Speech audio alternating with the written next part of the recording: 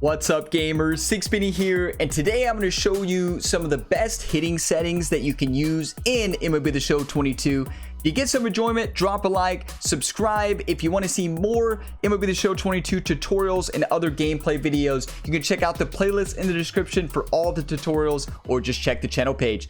So a big part of competitive play in MLB The Show 22 comes down to the settings that you use. Settings are very important. So when you go to the start menu, go to options here. I'm going to start. The most important thing to start with is cameras. So most of the competitive players use either strike zone 1, which is just typical strike zone hitting view, or strike zone 2. I know you sacrifice some presentation with that, so that's the downside. I'll pause it to where we had the batter in view here. So you actually sacrifice presentation, but it greatly improves timing, and it's so much easier to see the ball, watch which way the ball is spinning. It's so much easier with strike zone 2 or 1. Now, I think strike zone 1, the regular strike zone, is too close. I think the default strike zone is too close for me. A lot of competitive players use this and love it. For me, I do much better with strike zone 2.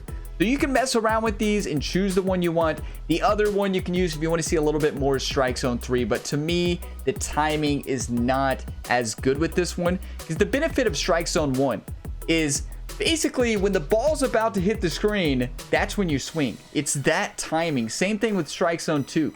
But strike zone 3, it's not when it hits the screen, it's when it's out in front of your batter. And it's just so hard from a depth perception standpoint to see it on strike zone 3. Now, if you want to, I will show you, you can actually create your own camera as well. So if we go, you can go into custom camera and hit the X button on Xbox controller, and you can actually move up and down with the left stick and rotate the right stick. You can create your own custom camera if you want to.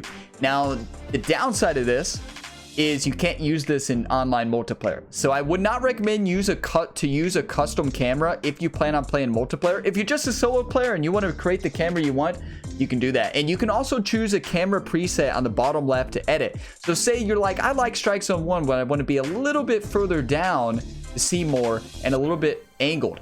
You can do that. So you can really do whatever you want in the camera options here. For a competitive standpoint, I think it's so much better to be strike zone 2 or strike zone 1, strike zone 3 if you need to. But there you have it. And for the camera wise in play, I like dynamic for both defense and offense.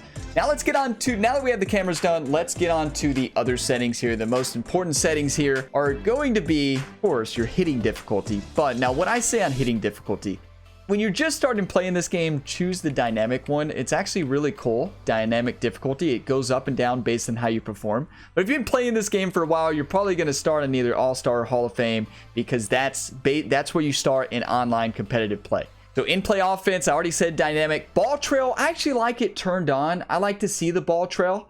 Some might have a preference to turn that off for presentation purposes. I like it. I think it's easy to see. Hitting interface, to me, is one of the most important settings from a competitive standpoint. I prefer zone, and basically 99% of the players you watch play competitively will use zone hitting. The other options you have are directional, where you pick a direction and then you just hit the button. So you don't actually have your plate coverage indicator, the PCI, to where you're actually moving the indicator on screen. So if we discard changes here and go out, that's the PCI indicator right there. PCI is the best. So zone hitting, where you have that plate coverage indicator and you can move, you can actually really control on where you're hitting the ball. You have much more control. Now, when you're in directional, less control, a little more than timing. Timing is just your input. So you're either hitting by just pressing the A button for a normal swing, just pressing the X button for a power swing, or B for contact. It's going to be different on which controller you're using. But the timing is just for those if you just want to play like that classic baseball experience. You don't want to have a lot of control, but it's, again, you don't have control over hitting. It's basically your player and how good your player is, and it feels random to me, the timing one. But I can see how new players timing would be a lot of fun, right? But zone hitting is what I go with. I like buttons, to where you're hitting the actual buttons instead of using the analog stick. You can change this to analog, and you can actually swing with the analog stick. Some people find that better. From a competitive standpoint, I think buttons is so much easier and easier to be more competitive. Now, PCI Anchor is a new setting in MLB The Show 22. I recommend you actually turn that on and show the PCI Anchor dots. Now, I'll show you what that actually is here. So when we're setting up for the ball here, about to be pitched, if I click the left stick in and then keep it down and move my left stick, I'm actually changing my anchor point. So I can actually anchor to the, if I struggle at up and inside, I can anchor up and inside. So that's what the PCI Anchor is, and I think it's such a great feature, especially if you're playing someone who keeps throwing the same exact spot, and you're like, I'm just going to sit on that. You can actually anchor on those spots. Plate coverage indicator, PCI is what most people call it. You want that on for zone hitting. If not, you're going blind, right? This is my personal preference. I like the PCI center to be circles or diamonds. That's the actual very center of the PCI. We get in here right here.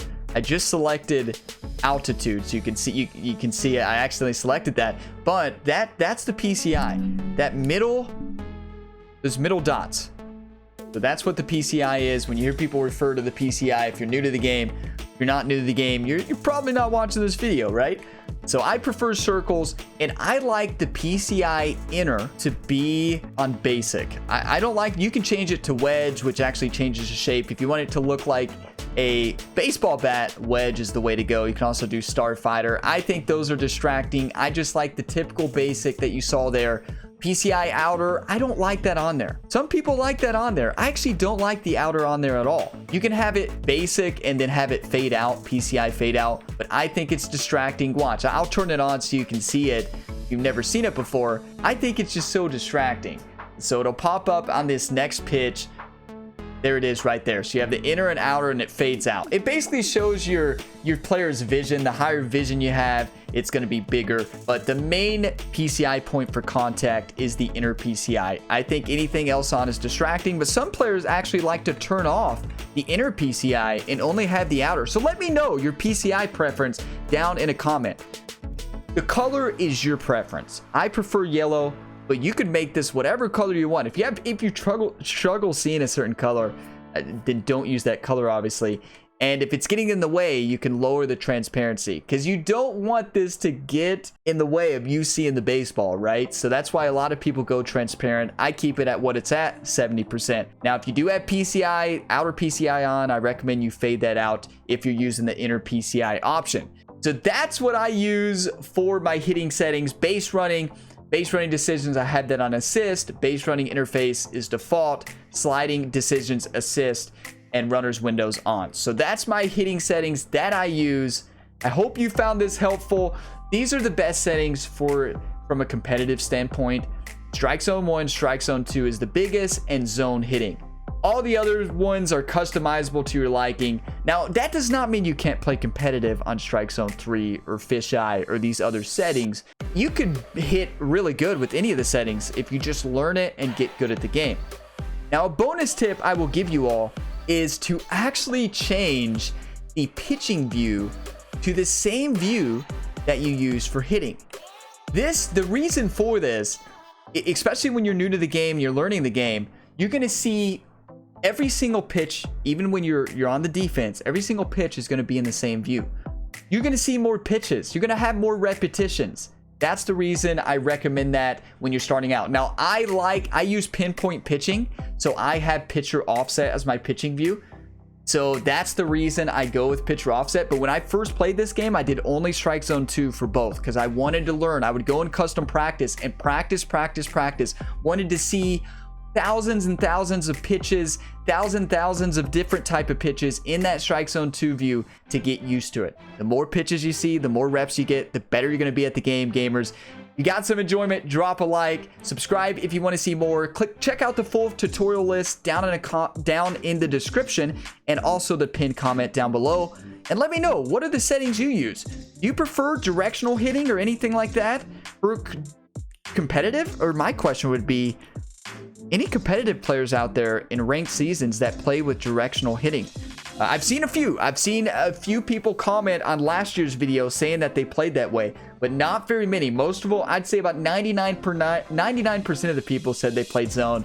But I will see you all in the next video. As always, gamers, have a fantastic day.